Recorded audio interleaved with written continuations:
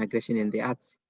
Together, artists, people with lived experience of forced migration, activists, and academics for conversation, exploring various aspects related to forced migration in the arts.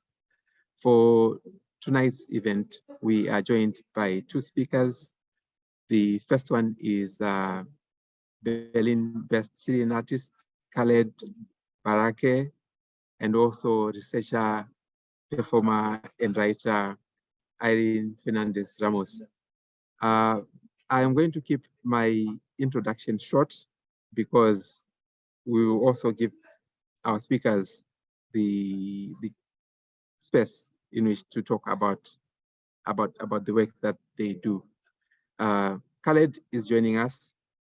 So we'll start with you, Irene. If you could tell us about yourself, the work that you do, where you do it, how you started, and also why you do it. Okay. Yeah, is it okay? I start now? Yeah. Well, I can introduce like why, who am I and why we contacted Khaled for this conversation. So my background, I have a PhD in cultural studies from SOAS.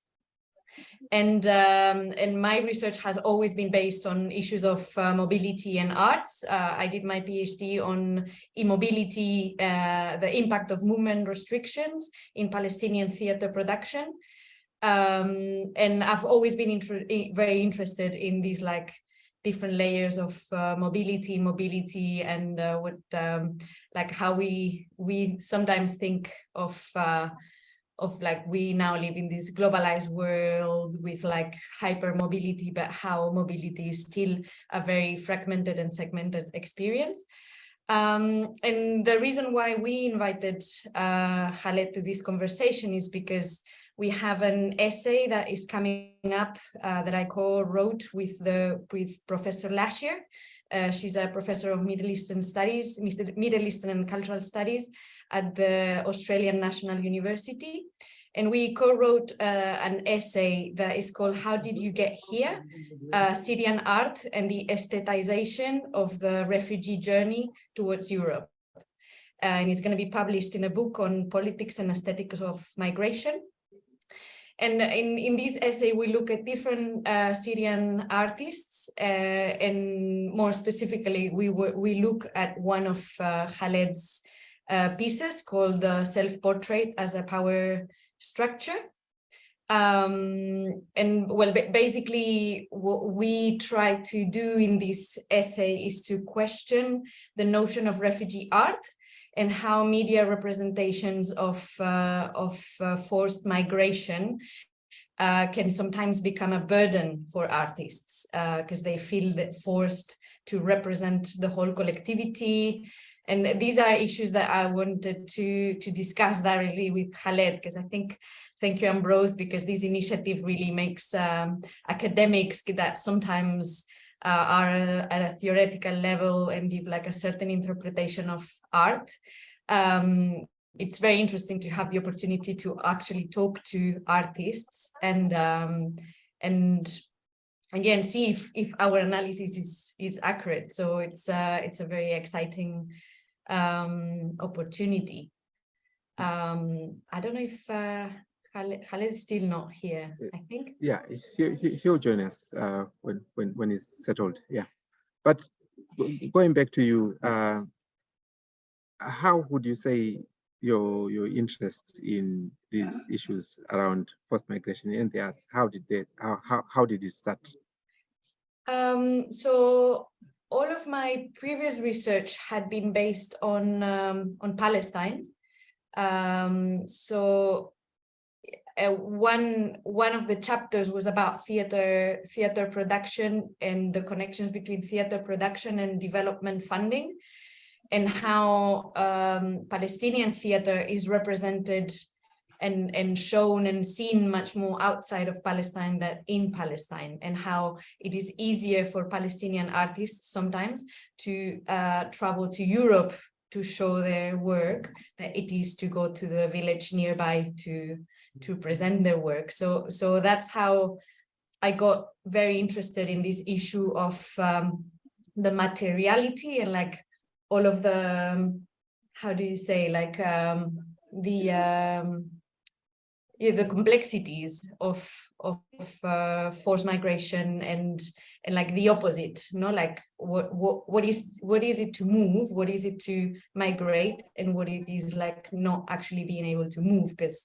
obviously we see this global migration, but at the same time, once, for example, refugees get to Europe, their mobility gets very restricted because they can't leave the country they're in because of permits. And so I think that's how I got very interested in this topic.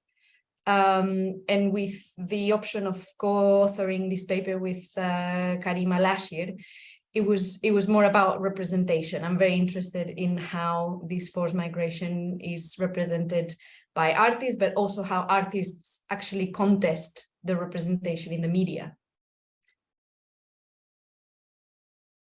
How about you, Khaled? How did it start for you? How did you get here? My parents met, and I think they met me, and I get here. I don't know where here is. Here is on the earth, or like where I am now in Salzburg. I got where. Like, what's the question exactly? The question is, you know, who are you? Where are you coming from? What are you doing? Why are you doing it? Okay. How are you doing it? Yeah, so many questions. I think they all need, like, each can take ages.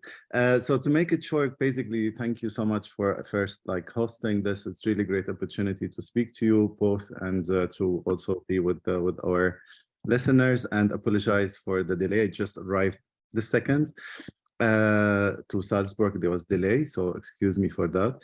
My name is Khaled Barakeh. I'm born in Syria. I'm based in Germany. As a fact listing, because I kind of stopped saying I am from a place, because I don't know what that means exactly. I'm based specifically in Berlin. I studied art in a classical way, painting and drawing in Syria, before I kind of trained or improved my skills in painting in the military service, because it's mandatory, and they discovered that I can paint, and they assigned me the task of painting the president, writing the slogan of the Al-Baas party, the ruling party, and through that I kind of get more into the art. And then after I finished, I started a communication agency, a visual communication agency called Picture Culture. It was my way to save money to come to Europe to continue studying. And with this geographical shift, there was also shift on the practice. So I kind of left the painting behind, kind of. I mean, I stopped painting, except one painting that I'm painting on the same surface and the same frame over and over until I die. So the painting will be ready in whatever situation is when I die. But beside that, I stopped painting. I find more freedom on conceptual art. And yeah, since then, kind of also I learned more and more about socially engaged art, or actually I knew about the terminology of it, because I just recognized that what I was doing, even from before, if it's activism or social engaged practice, is what we were doing. But I think the regime prohibits even, I think, the way of describing it. So we were thinking of ourselves as volunteers, like we are doing volunteerly work, social volunteerly work, most of the time, definitely not political. And from that, and from the background, the military background, and the personal kind of development, I get more and more engaged in politics. The fact that also I was born in Syria, originally from Golan Heights. Half of my village is occupied, or part is occupied by Israel, and the other half is occupied by the Syrian regime. So politics, I think, was not something I chose. I think it just naturally, that was the natural surrounding. And yeah, since then, since 2008, I moved to Denmark. I did the first master, then Frankfurt, then Berlin. When many Syrians arrived, I felt it's a great opportunity to reconnect with the community, especially I left Syria in 2011, I couldn't return. And yeah, and now I'm still in Berlin. I have my studio. I founded a cultural organization. I think we're gonna talk about it later. Yeah, so that's who I am. Thank you, and thank you to both of you. I suppose my next question would be, what's happening in Syria right now, and how did we get where we are with Syria? And this is for both of you. Do you want to go first? No, please go ahead. Yeah, I mean, I think it's very simple, or it's not simple. It's actually the opposite of simple. But to simplify it, we were colonized before by French, and then we had our kind of freedom movement that back then in the 50s, like most of the Arab countries, have their independency. And then from that moment, people, I think, were trying to practice democracy. Then we had for 20 years several presidents, and then in the 70s we have Hafez al-Assad, which is the one who kind of ruling the country until he died, basically, for 30 years. And then we had his son after. Even it's republic, not kingdom. They deal with it as a kingdom, even as a farm. So that create kind of a lot of heaviness and dictatorship with a smile on the face. That's the difference between Syria and North Korea, for example. I think in the core, in the DNA, they are very, very similar. They just do it a little bit better in Syria.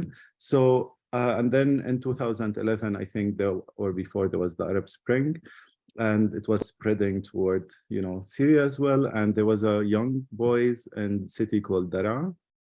They're like 13, 15 years old. They spread on their spray on the school walls. It's your turn now, doctor, pointing out it's now the time of Assad regime to be falling down after Gaddafi and Mubarak and Ben Ali, etc. And then the kids, they were arrested, refused to be released because they were kids. So there was a big uprising, let's say, at the beginning, and then it developed to become a revolution. For 1 year, it was a beautiful, very hard, but beautiful as well, of people coming together and like raising the voice for dignity and freedom and democracy.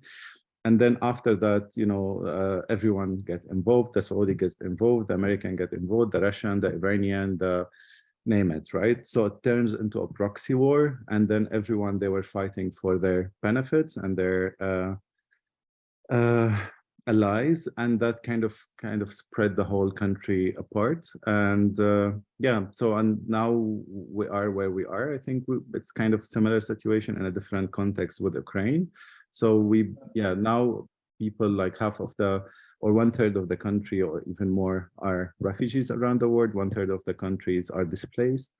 The line of poverty is just increased so high, and electricity cut every day for like 20 hours. You have electricity for 4 hours. Of course, education, people, it's very, very, very hard situation.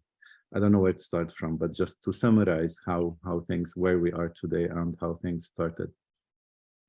And I guess, Khaled, also, because I was looking yesterday, and there was I don't know how I got to like some sort of like clock of the war.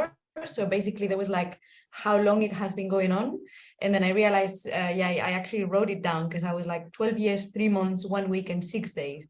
And it, like I remember at the beginning, all of the media was like constantly portraying Syria on the media, but now I feel that because it has been like such a long time, and now there's other wars, like the interest has been like diluted by the media, and I feel is like sometimes very unfair, because the suffering is still there, displacement is still there, and it feels like some kind of forgotten in a way. And thinking, carry on. No, I just want to say, yes, I wouldn't, I completely agree. I think it's forgotten. It's in all the news. It's like in many levels as well, even for those who are interested. It's because it seems like there's no end of this hole, right? Like we're just going lower and lower, and it's just yeah, just like one slap after another, and there's no end for it. And then the kind of the word get numb with and get caught into statistics and numbers, and 100 people die today and 200, and then you kind of get you don't get affected anymore because you are losing the personal stories as well, right? Like turning into statistics. That just 3 weeks ago, the boat, I don't know if you heard, like have drowned in the Mediterranean with 700 people in it, etc. So if that has happened, for example, before, it would be big news. Now it's like, yeah, whatever, not whatever, but you know what I mean. Like now the whole world kind of was looking at submarine where 5 rich people get, you know, drowned by the Titanic, and then or next to it, and no one cared about that news, right? Because that was kind of hit or news, but what is happening to us is not news anymore. And also now we have Ukraine, which is more relevant to European people or to white people, if I'm allowed to say. It's really not about the color skin, and that's kind of, yeah, we become part of the of a past, unfortunately. And do you know how many people have been displaced as a result of this war? And also, where are they going and how are they faring? Yeah, I mean, I think I know, I don't know like specific numbers. I stopped actually counting. Not I stopped caring. I stopped caring about the like how high the low the number is. Last year, the world hit a new record, which is 100 million refugees. This year, only this year, it increased 10%, so it's 110 million refugees. How many of these are Syrians or not, it doesn't really matter, because I think what I'm making advocacy for or fighting for is this kind of global social justice. It's not about the benefits of Syrians, but as a group who are very, very left alone since actually the very beginning. I focus on Syria, but not necessarily only doing work to make advocacy for Syria. But as far as I remember, there was like around 8 million displaced inside the country without homes and, you know, and or finding temporary places. And more than, I think, I can't remember the number exactly, it's around 8-9 million applied for asylum elsewhere or flee the war, or refugees around the world. I don't know, is there anything you want to add, Irene? No. I was like actually quite interested because, you know, Khaled, you have this very strong political like view and background, and obviously I was wondering, because as you were talking, I was like, yes, and this is where art comes in. No, like this is where like art has the potential to give voice, and as you said, like stop worrying about the numbers, or like about just like focusing on the numbers, but actually focusing on the stories, for example. So yeah, I don't know if Ambrose, do you want to move on to like that? Yeah. Before we even go there, I'm thinking of some of the responses, especially from Europe, where one of the first responses, I don't remember the dates, was Europe, EU was paying Turkey and paying Turkey to contain Syrians in Turkey. And there was that also, that wall that's being built between Turkey and Syria. And then there are the deaths that Khaled mentions that are taking place in the Aegean Sea and also in the Mediterranean. Maybe what are your thoughts on this, and why do you think these things are happening? Sorry, I'm not sure if I completely understood the question. If you may please repeat it again. I'm thinking of some of the way Europe and European countries have responded to Syrian refugees. I've started with the war that is being constructed between Turkey and Syria, who's funding it, and also how the EU is paying Turkey to contain Syrians in Turkey. And then also the deaths that are taking place in the Aegean Sea and also in the Mediterranean. What are your views on these things, and why do you think they're happening? Yeah, I mean, obviously, if we talk about Turkey, it's a little bit different than talking about Europe. Also, Europe, each country has different situations toward the conflict in Syria, because each country is fighting for their political, for financial benefits, I think, and political as well. So Turkey has a completely different, I think,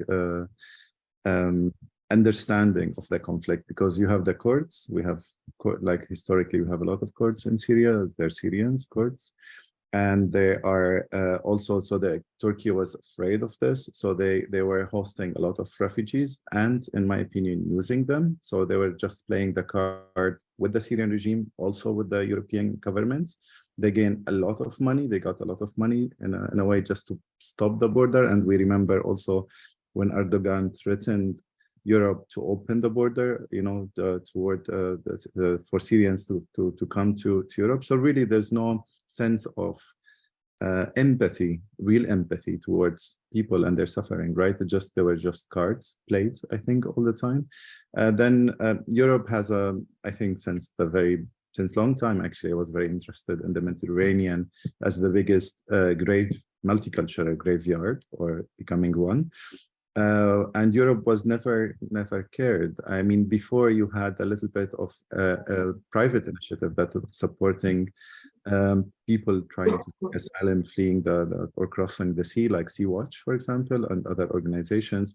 And now these organizations by European countries are criminalized. So if you are supporting people who try to save their life, flee the war, seek for safety, you are a criminal. And I think, and that continue, and they became, of course, with the rise of populism in general in Europe, they became a card as well that was played, you know, also among political parties. We see, for example, in Denmark, which is historically left and social democrat, now the social democrat themselves, they turned right because they were afraid of losing the votes of the right wing people, and then they turn completely the opposite direction against refugees and immigrants. And even though it's against human rights, even though the agreement, the refugee convention was, I think, signed first or created first in 1933, and then in 1945 it was signed by several countries, and it was mainly for white European people to seek refuge because there was a war, and not for other countries.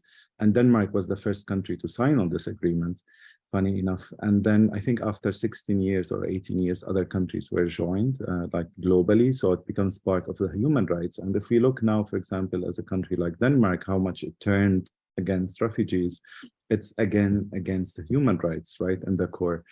So it's a very complex matter, and I don't want to paint everyone with the same brush, right? Because it will just be very wrong to generalize, I think, Europe and make it as a one engine or one thing that has an engine that moves at the same time, at the same direction, because it's not.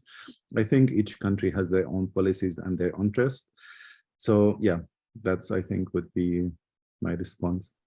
And one thing, as I was listening to you, I was wondering, because it's something that you've also worked on. What's your opinion on the international criminal trials that have been going on in Germany?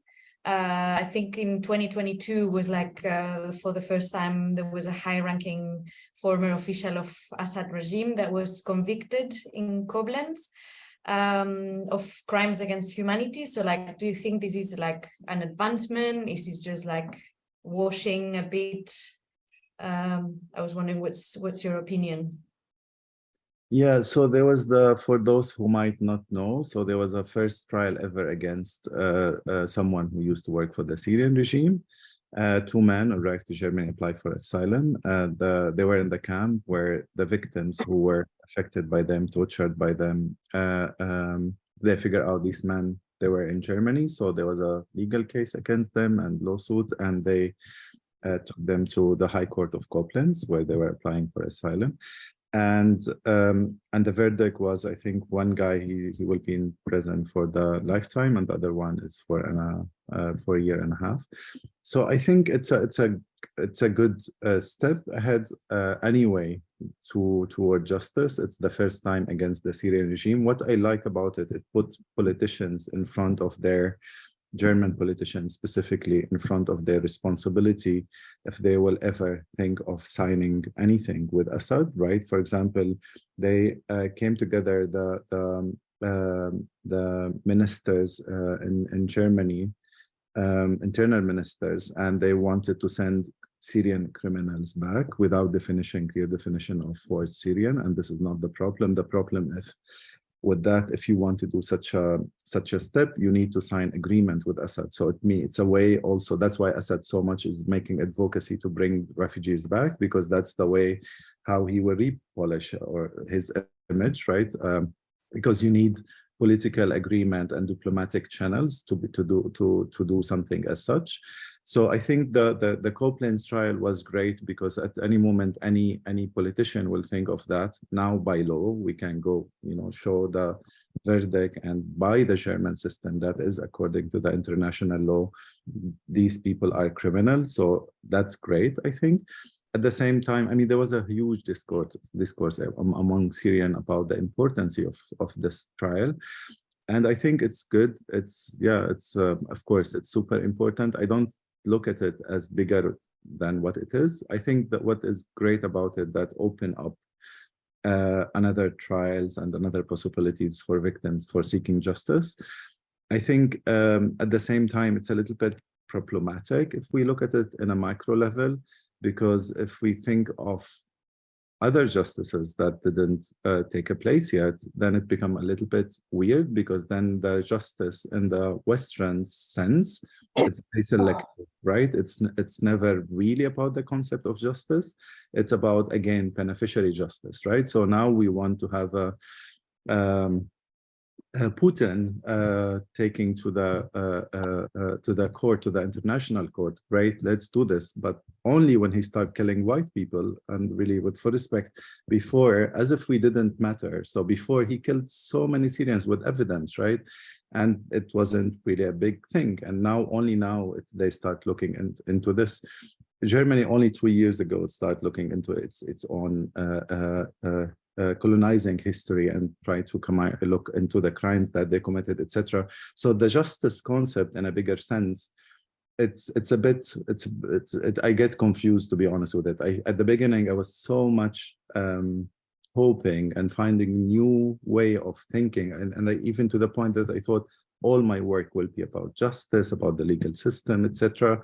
We should make advocacy. This is the last, not the last hope we have, but for the time being, this is the only hope we have, because politically, like, we are seeing what's happening in the world. I don't think there's a moment where Assad will fall down at the moment. So I thought, like, yeah, great, amazing, what's happening. And then you get a little bit into the nuances, and even not nuances, and in a kind of bullet points, right? So for example, all crimes that committed in Palestine by Israeli governments, and here I'm purely talking politics and governments, it's not to be misunderstood, and I really don't like even that I have to say this all the time, but just because the fact of where I'm from, it can be understood differently.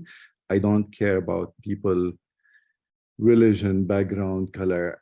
Give me social justice. I'm happy forever. So the whole situation is, regardless who's like behind what. In a micro level, it gets a little bit more complex and kind of lost the faith of the social justice, or not the social justice, the legal system and the justice system.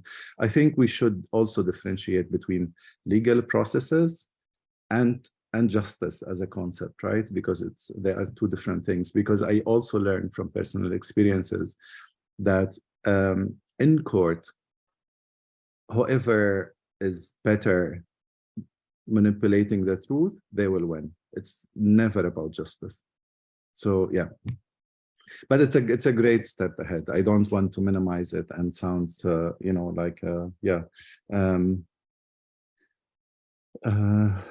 I don't want even to say thankful, because it's a legal agreement and a national agreement, so there's nothing really to be thankful for. So I will not thank you Germany, or thank you legal system, or thank you international law.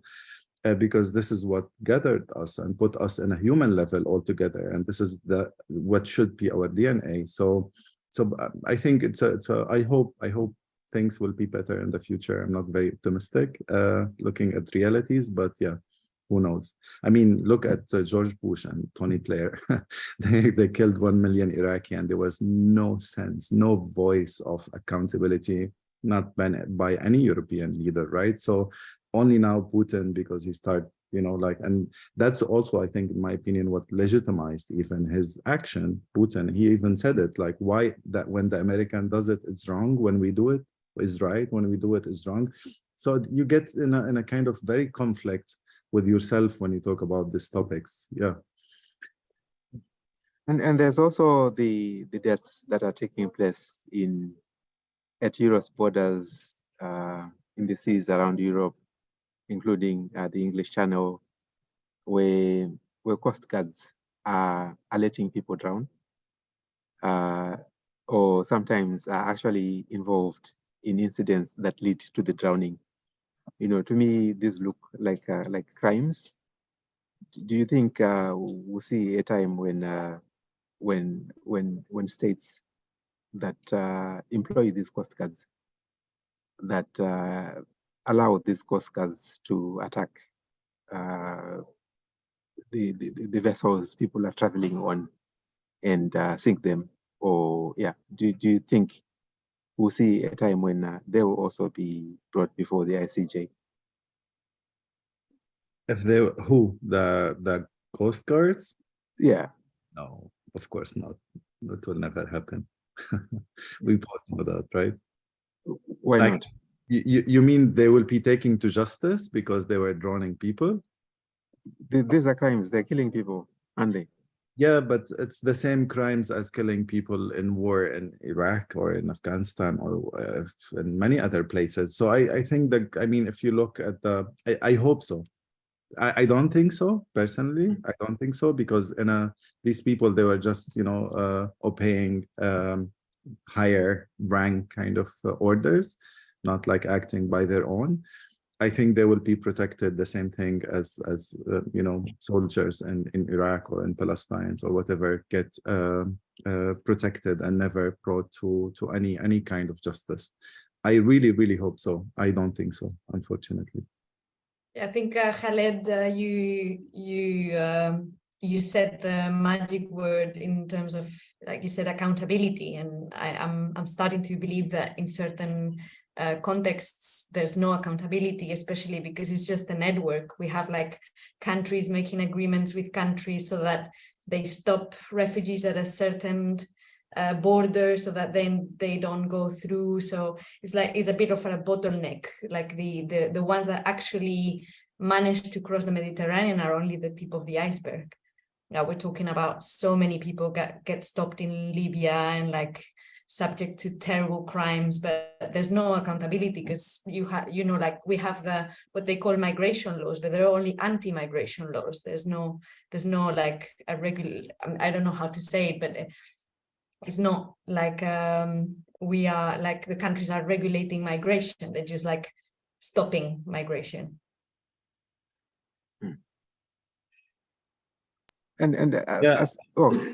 Excuse me. Yeah, no, I actually think I really like the concept of accountability, or that's what I'm working on, I think, at the moment, among other things. We're starting kind of a little bit of big campaign that hopefully will be unfold in, during time and places and countries, making specific action towards accountability, and not only political accountability, holding Assad or Putin or whoever as a war criminal, but accountability also in an individual level, because we all accountable for justice. We're all accountable for crimes. And in a sense, when you go as a European person as a whatever, however you are, like Swedish person, you want to go and vote, I hold you accountable for who you are voting for, because this affecting the bigger picture, this affecting the climate change, this affecting everything, because everything it's intersected. And it's so funny and so not understandable for me why kind of each country defending its border and, want to make it more strict. We are so connected. So I think not seeing this kind of responsibility even in an accountable level, in an individual level, that I don't have power, but I have my vote as a power. And that's what the accountability that we are trying to make advocacy for. Of course, the political accountability as well, not by politicizing artwork, but using artwork that is politicized.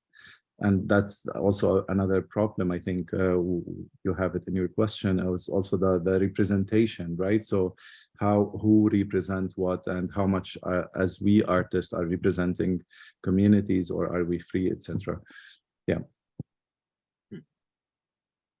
Which takes us very nicely to the question around the arts themselves.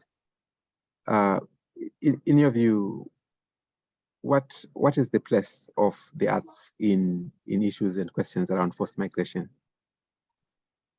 What are the what? Sorry. The arts, the place of the arts. Why are the arts important? What can the arts do? Yeah, I think the arts are very important in not only migration narrative, but in general. I think in every corner of our life, because it just allow creative thinking to take a place, allow things to be formed differently, allow new spaces to be created so people can change their behavior when they change the environment. So I think art is very essential tool in general for real development of communities and societies, and not romanticizing it. And I'm not talking about the art market as well, of course, but in general, art thinking and creative thinking. And in the migration, I think narrative is art was very important, I think, because there's a domination of point of view towards the Middle East and Africa, North Africa in general, not only basically the whole global South, is because we looked at all the time through the lens of colonized history, through the lens of our problems, through the lens of we are a threat, right? So refugees, for example, either they are threats or they are victims. There's no humanization of who we are, right? So there's no full image of our complex being, our individual complex being, even not collective one. So I think art comes here as a counter narrative, because I think what is left for us, at least in Syria, and I think many other places as well, is the narrative, is war of narratives, right? Because that's the only place where artists, as intellectual, as creative, as they can raise voices of others, especially, for example, if we talk about socially engaged practice in theater, in film, if it's documentary, in art, you can channel kind of voices of individual voices of those who are historically oppressed, and give them a platform for their voices to be heard in a creative way. So you don't go to, for example, newspaper to read about another poet gets caught in waves and thrown. You actually, for example, you hear about the story from an artistic perspective, for someone who kind of transformed the story through different processes, and kind of make add to it the emotional kind of filter of the artists themselves, how they see them, how they're seeing the world. So you have the hook of the art, right? So before even talking politics, for example, in the migration narratives. So before I talk about this person came from this country because this country is, etc., and the situation is, not to name any country, and the challenges and the difficulties, no, for a second, we'll ignore this. There's a woman who came with her 2 kids. She was traveling from Libya from Zawara to Italy. She was planning to. And then she has 2 very young kids. And one of them, because the trip sometimes can take 15 hours, sometimes, like 5 days, sometimes can get lost, like many different. But so anyway, so that one of her kids died on the trip while they were still on the sea. And And people asked her to throw the body in the water, in the sea, basically. And she refused because it's her kids and she wanted to know where she buried him. So at least she can visit his graveyard. And then while she was sleeping, another man who woke up at night, and he thought it's not healthy for everyone to have that child on dead body on the boat, and he understood the mother, but he didn't find it the right thing to do for the safety of the crew, and he threw the child in the sea, to wake up the day after to discover that he threw the child that he was still alive. So basically, she lost her 2 kids, right? And so she was carrying a dead body of a kid until she reached Europe. And for me, it doesn't matter what is the conflict behind this woman, like in a micro level, right? If we look into the pain and the suffering, if we think of we are human, I'm more leaning towards spirituality. I'm more thinking of we are human. I don't think we are human experiencing spirituality. I think we are spiritual being in a human experience, and in this level, we all equal, right? And that's why religion teach humbleness as a main thing as well, because everyone is kind of should be similar.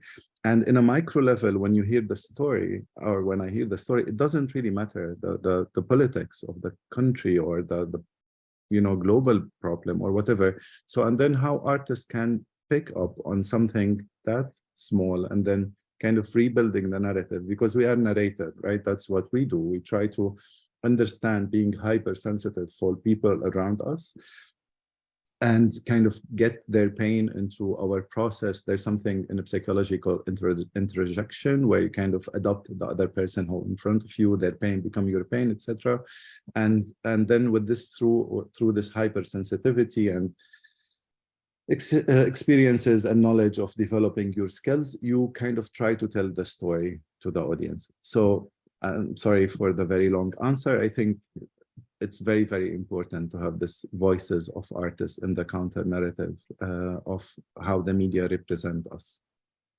And here, so I was listening to you, and I was wondering, so the image that came to my mind when you were telling this like awful story was, for example, Ai Weiwei had that performance in which he covered, I don't remember which building it was. He covered the building with the discarded safety vests of refugees that he had collected. And in my view, and obviously Ai Weiwei is very controversial with like all of his own political load. But in my view, there is also sometimes the risk of creating this anonymous image and like a representation of an anonymous experience of exile, bringing just like material aesthetics. And this is something like in our paper, when we talk about your work, is something that we really appreciate, is that the way you bring the materials into the realm of the individual and the personal.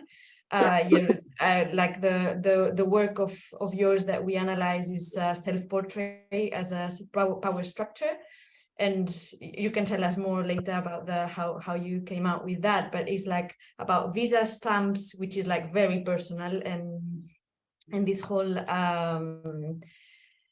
like how you construct self-portrait through the materiality of these visa stamps that are very specifically about an individual, but they also represent the collective trip to Europe, but without falling into that kind of essentialization of the experience.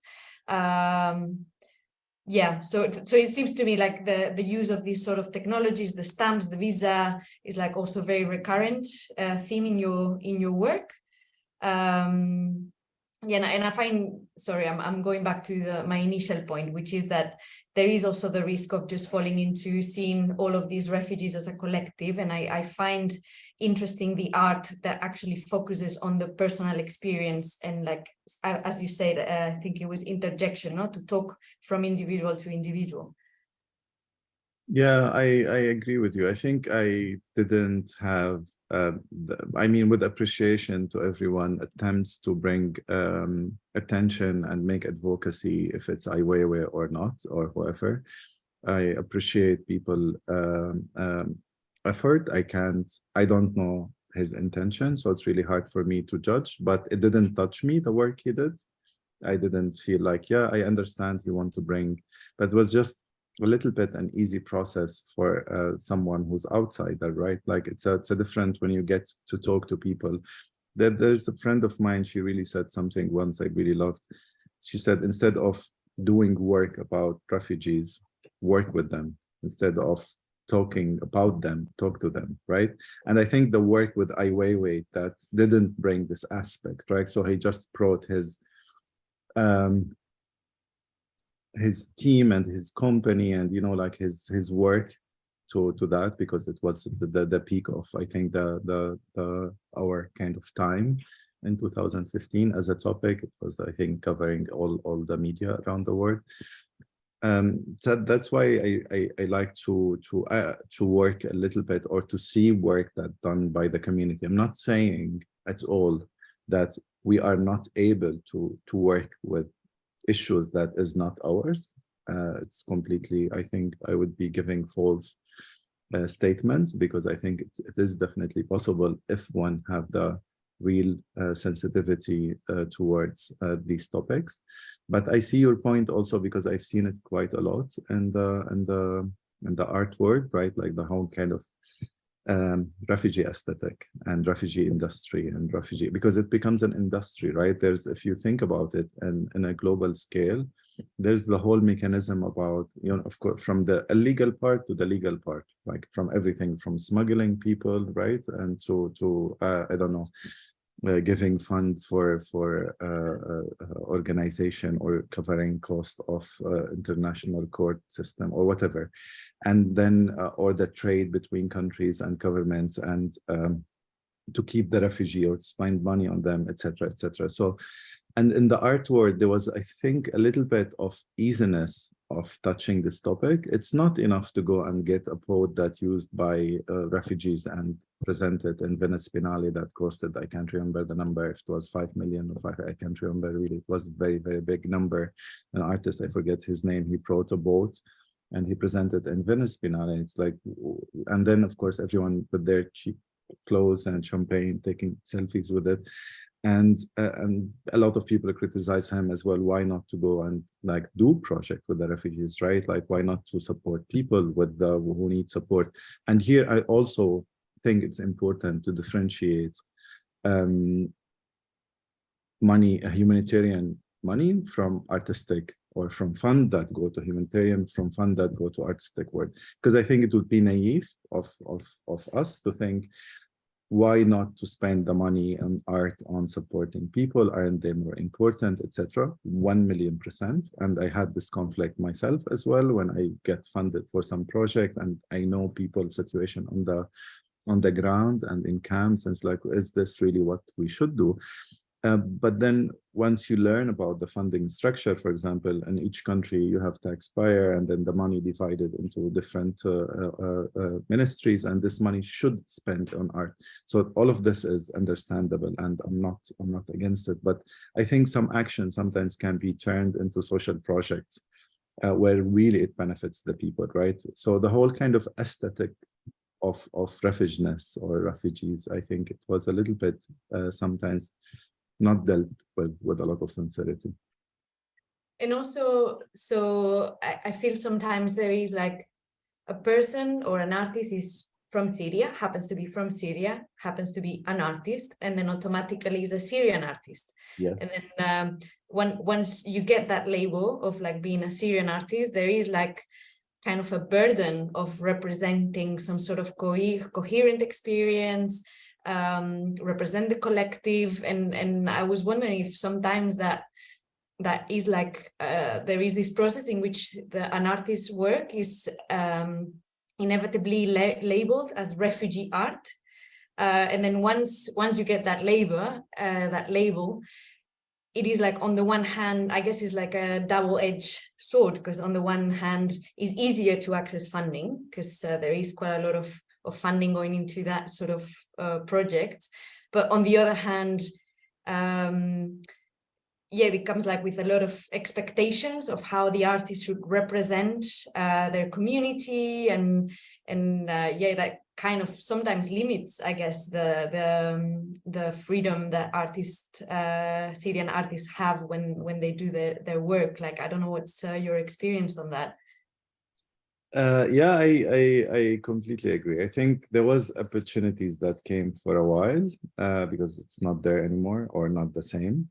When I think for political correctness, which is an easy concept that we all fall into it without thinking sometimes, many organizations, institutions, museums, galleries, like, you know, they want to have the checklist.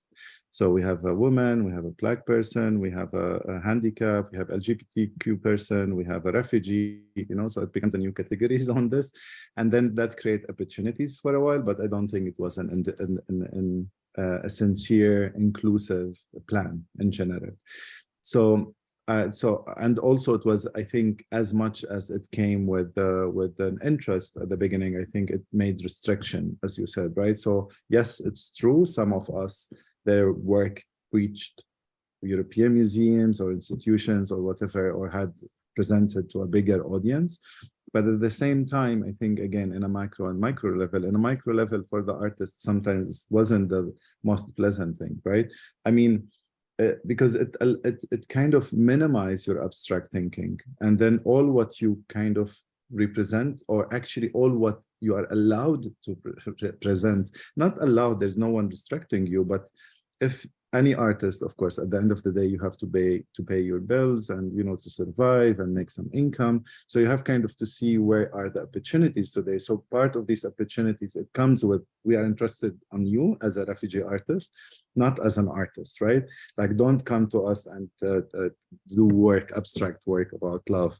No, that's not for you. You know, like, you are specialized in catastrophes and blood and tears and people dying, kind of, you know, as a topic, right? So, and sometimes I have so much story that I want to tell one day about me working with organization, with white organization and white people. And I'm really sorry, it's not about the color skin, the mindset. And not for a second, I'm talking about color skin, or I just think the word after the Second World War, the organizations that and the system that established was racist. So we function in racist structure. So it's not people are racist, the environment is racist in general, or hostile. So, and I think with that, we are all the time looked at through our problems, right? Which is how the media represent us again. So if you think, for example, of even before the Arab Spring, before the refugee crisis, I call it European crisis, the refugee crisis was and still happening. It's actually increased. Before, like, if you look at all the, let's say in the Arab world, all the most famous artists represented in American or Western, basically, institutions and museums, all the work that are presented, it's work about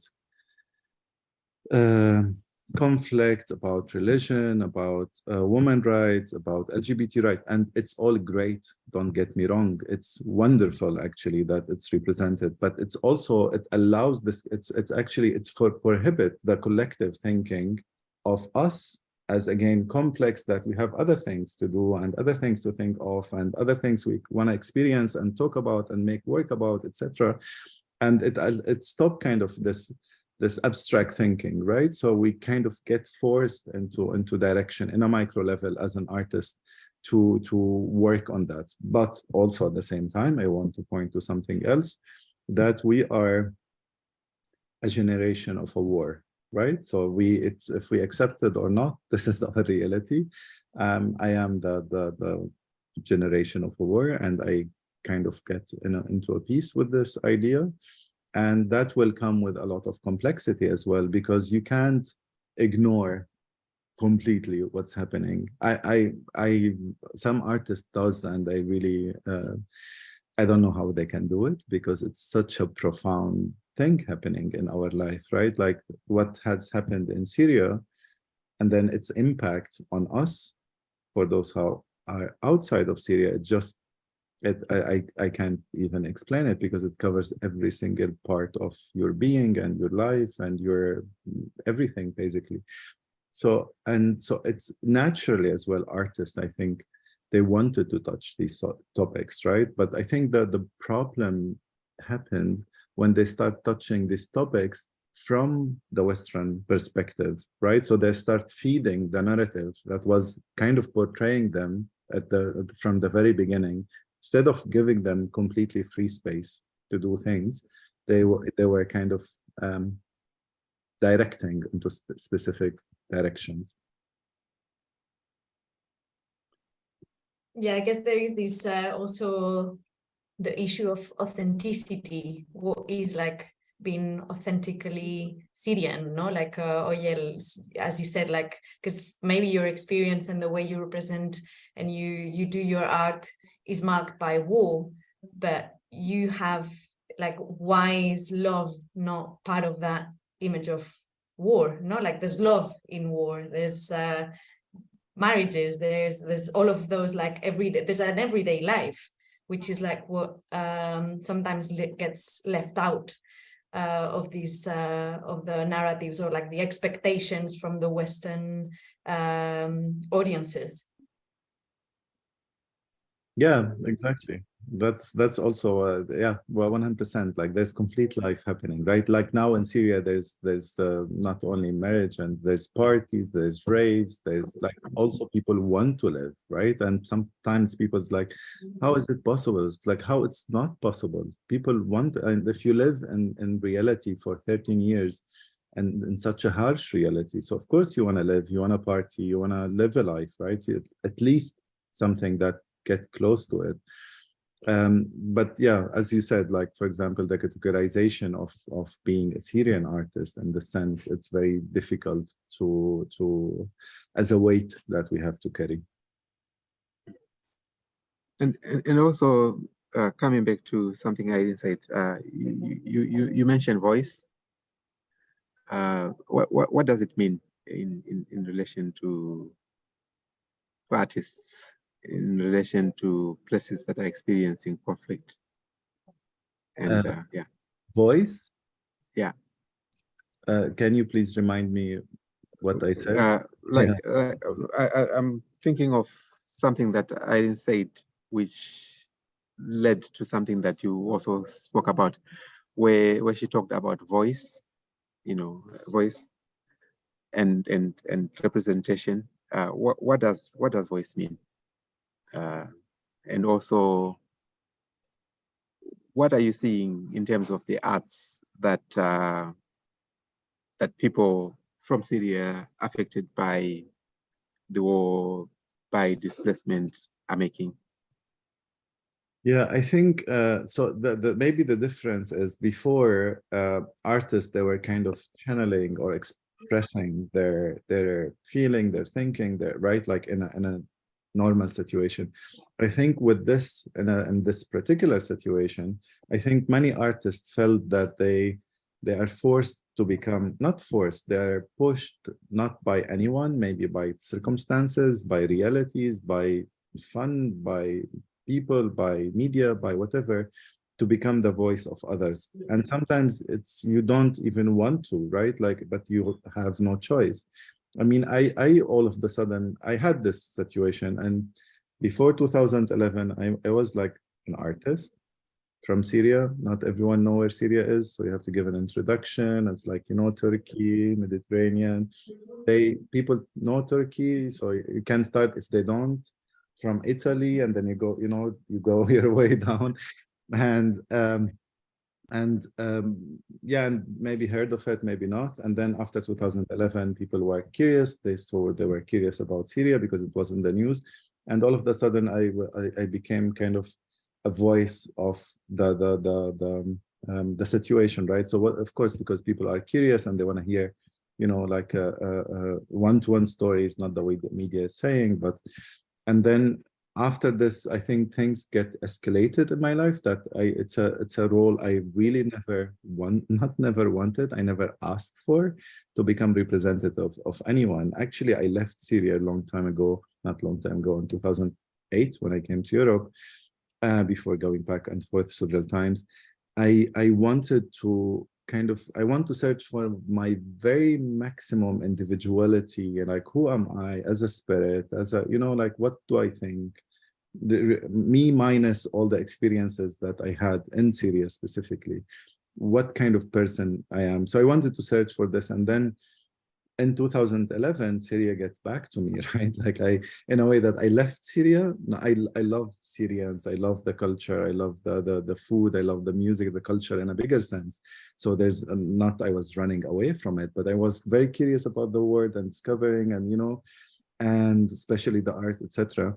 And then I kind of not left Syria behind, but it was a phase in my life, and I wanted to move on to the world, and was planning to go to Latin America and maybe like stay there. I don't know.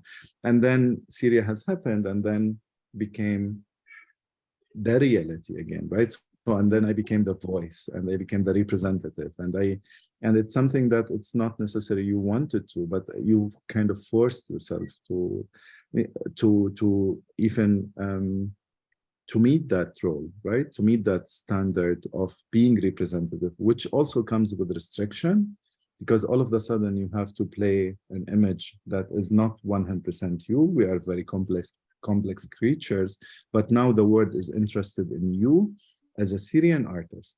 So that's your role, and that's very minimum, or minimizing, sorry. It doesn't allow ones to let their full potential.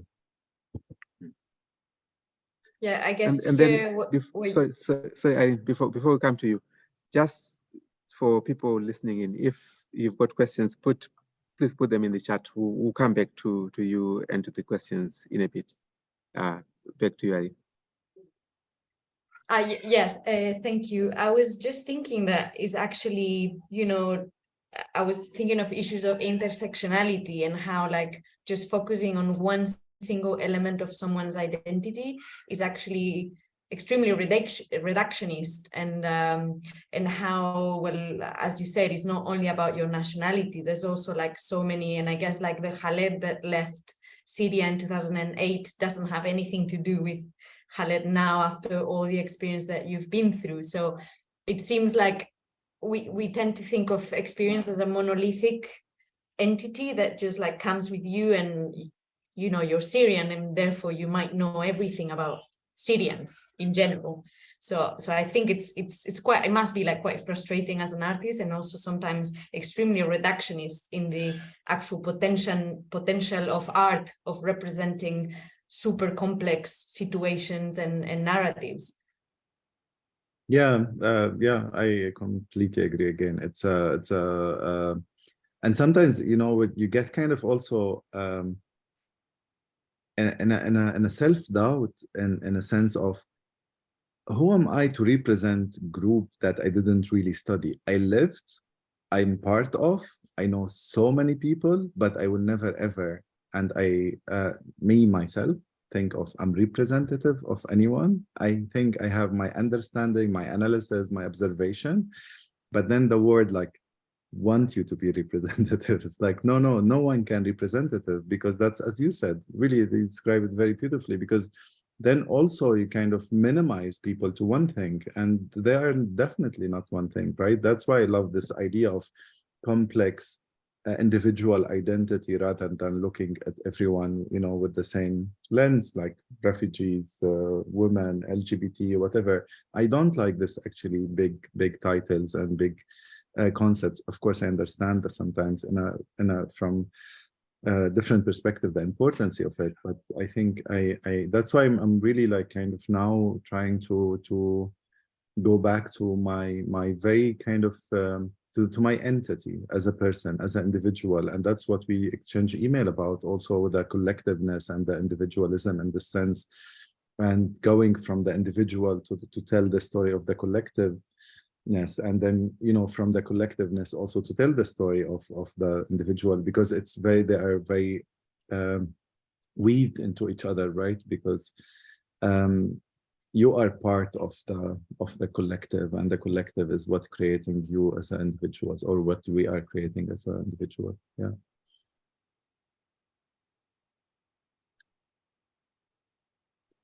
Does anyone have any questions?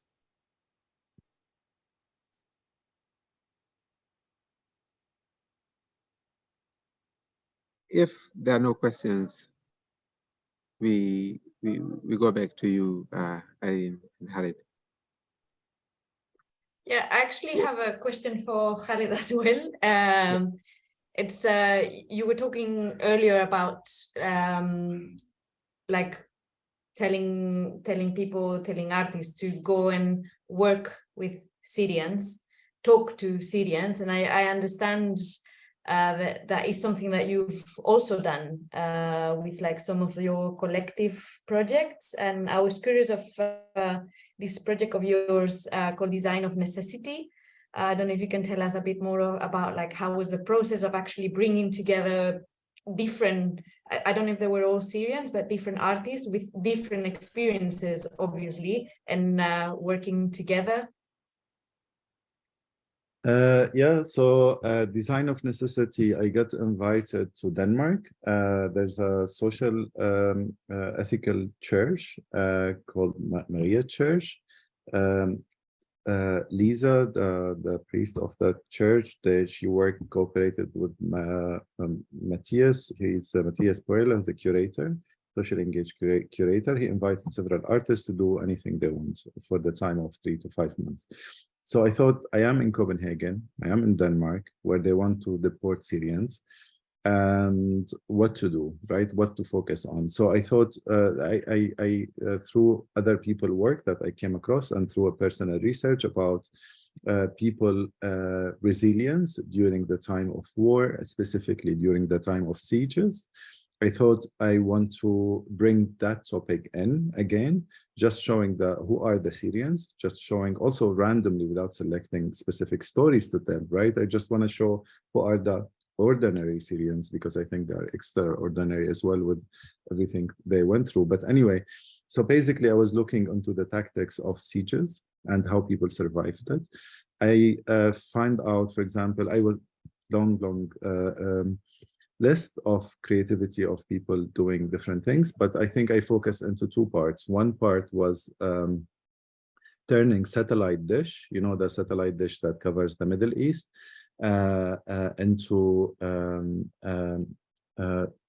solar cooker. That's how they did it in Syria. They broke mirror and they covered the satellite dish with mirror pieces, and they took off the digital receiver from the middle, and they put anything to cook basically in the middle. So when the sun hit, it have a focal point, and then it heats or cooks anything you put in the center. So I thought to focus on one of these elements. The other element is mushroom. People start growing mushroom in their basements. Because there was sometimes they couldn't go above the ground, so it was perfect environment to grow mushroom. So, and I kind of use these 2 elements because it's all about connectivity and collectivity, right? Mushroom in general and mycelium, and how much it works as a net of nature. I don't know if you people are aware of it. I really highly recommend to look into mycelium. It's very fascinating, and how much siege community did similar things. So basically, I invited people to work with me using something called relational art, where artists are not in the center. And I really love this so much, kind of shifting the practice from the genius artist, studio-oriented ego into kind of more community-based production and thinking, and with a lot of sincerity as well. So I invited people who are seeking asylum or refugees to join this workshop. They build their own satellites, and they broke mirror, and we fixed it on the satellite, and then they took images or photos of themselves looking into the satellite, so it doesn't show their picture as a full because it's a broken mirror pieces. So it shows again what I was talking about, how much we become several communities, how much also the trauma and the post-traumatic stress that we still going through, I think, is kind of breaking us from inside, but breaking us also as a community, because Syrians are not one community anymore. We are communities, right? So we have Syrians in Germany, it's different than Syrians in Jordan, than in Turkey, etc. So we are not one, we are one nation, but rooted by roots, right? And that's how the mycelium works. And we are trying to kind of exchange all the time narratives between the past and the present and the inside and the outside. And this is where the satellite as a choice of elements in this project came in. And the satellite and the mushroom, they both look alike. Yeah, I recommend people to understand what I'm talking about to visit my website and to check a project called Design of Necessity. I think it will contextualize what I'm trying to describe with word. I'm really not so good in describing artwork with word because visuals are important, I think, in this case. But so basically, I tried through different connectivity among organization, individuals, victims, people in decision-making, politicians, whoever I tried to reach out to. I went to the country and I think I wouldn't say, yeah, thank you for sharing this. Yeah, it's, yeah, and then I contacting several people. This is the workshop where we kind of building the satellite. This is the satellite in front of the, exactly. This is the satellite. We installed the satellite in front of the church, kind of to bring attention. And if you please scroll down, you can see also the, yeah, so you have a curtains here before you enter the church. You have to pass this crowd. So putting the people in a situation, these people, they were in Yarmouk camp, a Palestinian Syrian living near Damascus, and they were waiting for food during the time of siege, and it's just like this endless amount of people. It's just crazy for me. So just to go maybe very quick, because I know we don't have so much time. And this is the photo of people, each of them, they built their own satellite and they were looking at themselves and taking photo. And again, it's how some of us feel from inside, we feel broken, how the community is also broken, how the media, also showing us as never full complex image, as I mentioned, yeah. And then we grow mushroom. We cooperated with a company who worked with the prisoners to grow mushroom mycelium through, and we farmed the mushroom in the church, which also left a little bit of very specific smell that I think was very powerful and very nice. And then we collected this mushroom. That was an invitation. If you go down, please. It's really big project, so I will make it very short. We cooperated also. I cooperated with a friend of mine. She's a photographer, Givara Namer. She's a great photographer and curator as well. She's focusing on bringing light to photography in Syria and photographers after 2011. So I cooperated with her to curate an exhibition. We worked with 12 photographers who witnessed the siege, not witnessed, who lived the siege. We asked them to look through their hard drive that sometimes have 20,000 photos or even more, to choose one photo that resembled the experience for them and to write short story about it. And we presented these in the stories.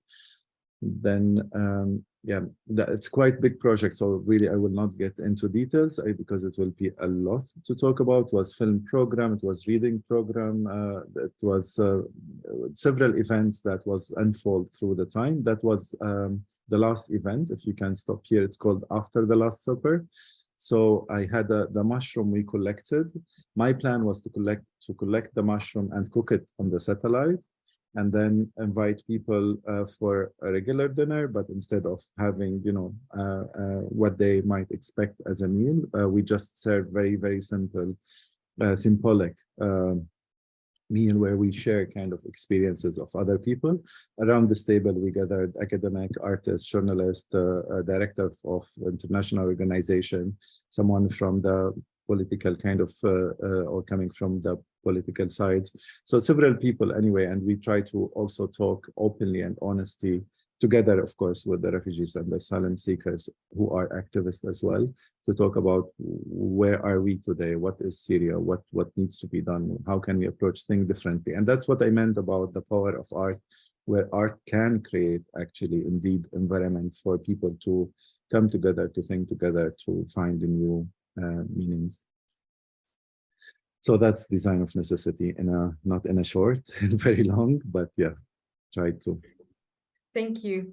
I think actually there's some questions in the chat. Yeah. So I see one from Virginia. I don't know, Virginia, would you like to speak to your question?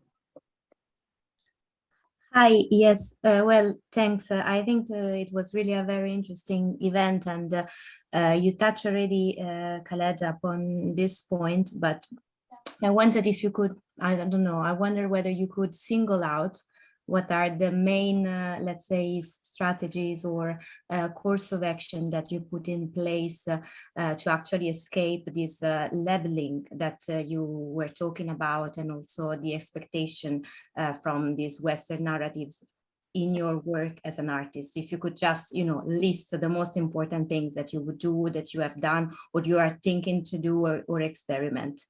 Thank you. I think you're muted, Khaled. Yeah, sorry. Yeah, thank you so much for the question. I think it's very much on point. I don't know if I intentionally created strategies like I should do this and this and this, because also that's something I wanted to mention as well. Also, when we talked about artists as representative, artists as voices, etc. I think let's entertain the possibility as well that we don't really know what we are doing, because we were just doing it. I mean, in a sense of not we don't know what we are doing. We didn't meet and gather and say, what is artist? What is Syrian artist among us, right? So we didn't have, we were just being, we were just reflecting, we were just trying to, you know, and it took us time. And we even, for me at least, like it took me all the 13 years or 12 years until to start really analyzing what I'm doing, or having the chance to, because also life was tough and was really, really intense, right? Because you like there was really, really no break. Like there's every day there was something happening in Syria in a small level and bigger level, right? Aleppo, earthquake, whatnot, and then someone you know die, and your mother's sick, you can't visit, like so many things, so many intense things. And then you start also, you still try to think of what is exile, like who am I, what I'm doing, what is this, what is art institution, you know? So there was a lot to unfold, I think. So I don't know if I did strategies. I think I was more sensitive when I work with people. If I feel they are targeting, or all what they care about is my refugee status, then I just not interested. So I skip that exhibition or that cooperation or whatever. And I'm trying to diverse what I'm doing. I'm trying now, I feel, because I got burned out and I get very severe burned out, level 5. So it really threw me the edge of life and come back. And I talk about it not as a victim, I talk about it as a survival, because I think it's very important to strengthen the discussion around mental and psychological health. That's why I decided to speak about it publicly. And I think now maybe what I'm trying to do is I'm trying to making a diverse work about different things. I'm now thinking of, for example, the culture of dating through dating apps, and trying to come up with a new solution, not as an artistic project, but as a project that can minimize the randomness through using different technology and biology and DNA, etc., etc. So in this case, I'm kind of stepping out of my Syrianness, you know, my serious Syrianness, to go to see what other potential that I can contribute to or live, or etc. Yeah, so this is the quick reaction, because I didn't think of, I have to think a little bit more about the question. Maybe I will come up with the better answer for it. But this is, yeah. No, but I think it's pretty clear, and it also makes sense with what you have described before. And so thank you so much, and thank you for the event. Yeah, I will be walking, and just to put the computer in a charger, because I'm running out of battery. But yeah, please keep talking.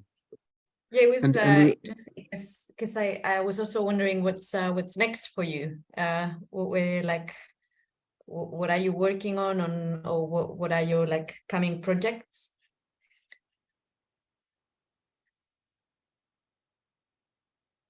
Yeah, so there's actually quite several projects at the moment. There will be the release of the index, Syria Cultural Index. We're planning this online platform since quite long time. And the release will be at the end of the month and then in 2 months as a public release. We're reactivating the Syrian Biennale project. This is at coculture, part of coculture project. Coculture is an organization I founded in 2017. And the intersectionality between art activism and community building, for those who doesn't know. And so we're reactivating several projects of coculture, the accountability campaign. Yeah, so that's coculture wise. And we have several small projects. My studio and my practice, we are working also on several projects at the moment.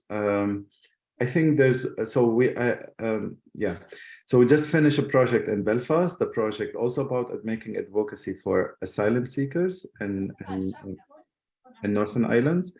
And maybe we are kind of thinking, I don't know if it's too ambitious or too unrealistic, but I'm thinking to start a new political party in Northern Ireland that is utopian, that I don't know if it will ever be registered or see the light, but I get invited for a solo show next year, and very important, not in sense of importance as what the value of it, but importance on the work they do, called the MAC. I really like their thinking and their engagement. It's very, very good example to look at.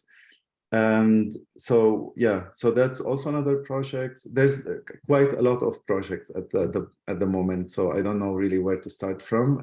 But yeah, I think I got into my active phase again. So yeah, there's also working on the German constitution in a different format that is related aesthetically to manuscript, Islamic manuscript, but instead of writing the constitution in German, we write it in Arabic in the same aesthetic of Islamic books. So if you're not Islamic reader or Arabic reader, sorry, you will think this is Quran or Islamic book or whatever, and then you will figure out it's the most German thing, right? And then it will be collective community writing, so inviting the community to discuss the constitution, and then whoever agree with it, they will write it in their part. It's very beautifully made, the paper and the drawings, professionals.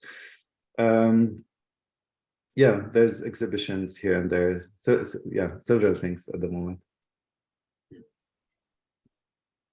And we also have a question from Tess. Tess, do you want to ask a question?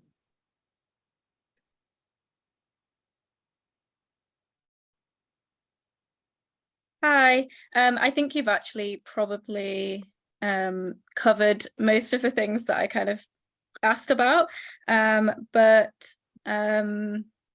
Yeah, firstly, thanks so much for a great kind of presentation, and good luck with all your projects and political ambitions and everything else. But yeah, so I've been talking to quite a lot of refugees and asylum seekers in Manchester in the UK recently, as part of some research that I'm doing. And yeah, I guess you ended up mentioning a bit about kind of the colonial aspects too, but it's something that explicitly was expressed by someone who I spoke to who is from West Africa. But I wondered, the other people that I've spoken to who are originally from the Middle East, they haven't necessarily explicitly mentioned this kind of colonial or the echoes of the British Empire, etc., explicitly. But I wondered I guess you kind of did mention that, yeah, it has some there's kind of this neo-colonialism that of course is present in a lot of these decisions around asylum migration policy actions, and this kind of othering, I suppose, is the case across the spectrum, regardless of where people come from and where people move to. So yeah, I guess I've probably just answered my own question, but I don't know if you have anything. No, you answered perfectly. I think I would just mention one thing, maybe one example. I don't know. Have you heard of Rwanda plan? Yes, yeah. Yeah, so it can't be more clearer, right? Exactly. So we can't handle our problem. Let's send it to a country in Africa. Let's pay them some money while we are just abusing all the resources, and then push the problem away, right? So for those who doesn't know, basically Denmark, actually, they came with this plan, the Danish government. They said, if you arrive to Denmark to apply for asylum, we'll put you on a plane and we'll send you to Rwanda. You will stay in a camp, waiting for the asylum process, asylum seeking process or application to proceed. And then if they accept you as a refugee in Denmark, you will live all your life in Rwanda. And they basically, if they don't accept you, they put you on a plane and they send you back to your country. So they don't even allow you to stay in Rwanda. So, and you will never see Denmark, right? Like, and that's so you kind of imagine someone from Uganda, for example, cross all the countries, all the borders, right? Putting all they have at risk and all the money they save to pay for such a trip, and then arriving there and put on a plane and sent back to Rwanda. And so like, it can't, I'm just laughing about it because it's so evil, it's so wrong in all levels. And the funny thing, I mean, it's a problematic, and Denmark didn't proceed with the plan. They still have it on the table, but UK heard of the plan and like, that's actually a very good evil plan. Why didn't we think of it first? So they put actually people in 2 planes that full of people, and they stopped that by a court order just 15 minutes because it took off, right? So, and that's really show, I think, and that's what I was talking about, not the white skin as a color, but as a mindset. And for me, this is perfect example of what I was talking about as a mindset, right? So our guilt, we just wash our guilt so we don't see it around us. We send it somewhere else and it's fine. Actually, if you think of like a very good example, in Europe, you are not allowed to drive cars if it's less than, I don't know, if it's older than 10 years or something, because it's not good for environment, blah, blah, blah. And then what they do, they sell it to a third world countries, or, you know, to drive it elsewhere, as the global warming is only worked, you know, by specific geography or color skin or whatever, skin color. So it just, and it doesn't work like that. It's just, if we just want to wash our guilt, send it to somewhere else, it doesn't make it erased, it doesn't make it canceled, it doesn't make it disappear. It's still there. And that's a very good example again of, yeah, what I was trying to describe. So thank you so much for your questions. Yeah, very much on point. And then I suppose because we are now almost out of time, maybe we come to final comments from you, Erin, and also from you, Khaled. Do you have anything that you want to emphasize? And also, you know, what are your hopes? And then we end on that note, on the note of hope. Yes, I'll start. I just want to really thank you, Khaled. It was very inspiring, and I think we all agree. And yeah, I think because you were not here at the beginning of the talk, I was talking that I said that the reason why we invited you was because of this paper that is going to be published, and like the impression sometimes that also academics are quite disconnected from the world of artists. So sometimes as academics, we identify and analyze and talk about artists' work. So it was like really interesting to actually check with you what your actual experience and what you mean with your work. And yeah, thank you very much for joining us. Thank you so much. Really, it's a pleasure of mine to be involved in either within this discussion. Thank you for both of you, really, or in the paper as well. And I'm sure we will have another discussions as well related to that. And I'm so much looking forward to it. And I think I don't know what hope I can bring as a last sentence, because yeah, I'm not really sure how much I'm full of hope. To be honest, I'm not. I'm just. My gut feeling is not so. I don't want to put people in a bad mood, but if we look around us, it's just like there's no development that as we are moving, you know, ahead or forward. There's like we are kind of carrying out what we hold from the past, and we talk about, and then the pandemic hit, and we talk about recovery. But recovery, I hate the word, even like recovery is going back to what we were, which we are, and it gets worse. And we have the war, and we have the rise of AI that is also a little bit strange and weird. And there's so many things that are gonna happen that I don't know where to get the hope from. That's why I keep connecting with individuals in a micro level and get my strength through their resilience and through their resistance. And it's the most powerful and beautiful thing. So I think radical love, radical care, and radical honesty might be the way to go, to really talk to each other, to really listen to each other, active listening, right? And maybe then some hope will emerge on the way. But until then, we have to keep doing what we are doing and try to even revolt on our tools and thinking, and yeah, keep being engaged in such a conversation. Thank you so much. Thank you very much, Khaled. And also thank you to you, Irene, and thank you to everyone who was listening in. This event is taking place as part of Forced Migration in the Arts, which is an online series which brings together people with lived experience of forced migration, artists, academics, activists, for conversations around forced migration in the arts. The next event in the series is actually taking place tonight.